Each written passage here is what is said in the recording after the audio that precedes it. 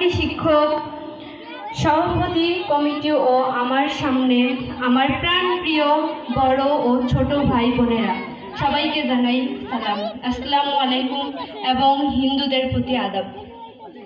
সফলতা অর্জন করতে হলে তোমাদের অবশ্যই কঠোর পরিশ্রম এবং অধ্যবসায় করতে হবে।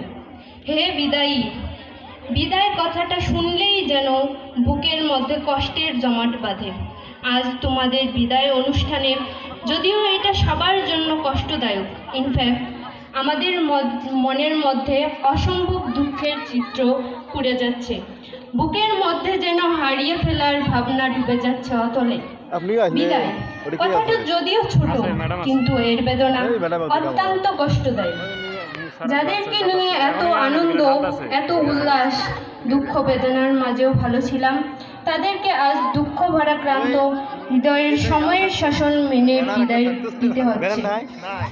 হয়তো আগের মতো আর দেখা হবে না, হয়তো কোনো একদিন কোনো এক চৌরাস্তার মোড়ে ব্যস্ততার মাঝে দেখা হবে।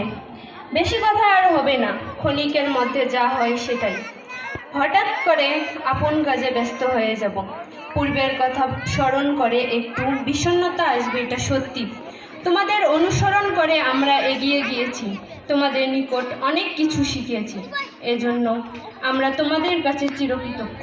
মূলত আমাদের জীবনটা খুবই ছোট, স্কুল জীবনে আরও ছোট, শীতের শিশির বিন্দুর মতোই বেলা বাড়ার সাথে সাথেই তা মিলিয়ে যায়। আমরা খুব শীঘ্রই বিদায় নিয়ে তোমাদের পিছু পিছু চলে আসব। মায়া, মমতা আর ভালোবাসা নিয়ে আমরা পৃথিবীতে বেঁচে থাকি। তাই আমরা যেই পরিবারে, যে সমাজে জীবনযাপন করি না কেন, তার প্রতি মায়া জন্মে না। তোমাদের জন্য আমাদের শুভকামনা রইল। আজ বিদায় মানে সম্পর্ক শেষ না, আজ বিদায় মানে আমরা নতুনভাবে সংযুক্ত থাকব, মনে থাকবে। প্রিয় বিদায়ী, কি কথা বলিব তোমাদের তরে, পুরনো অনেক স্মৃতি কেবলেই পড়ে মনে। কবে যে কখন হারিয়েছি আপন, আজ আর মনে নেই, তবে কেন হলে আসল কথা হয়নি বলা। আজ থেকে যে হবে না তোমাদের সাথে পথ চলা। চাহিয়া ক্ষমা বাড়িয়া দিলাম দুটি হাত, মুখে আজ নাই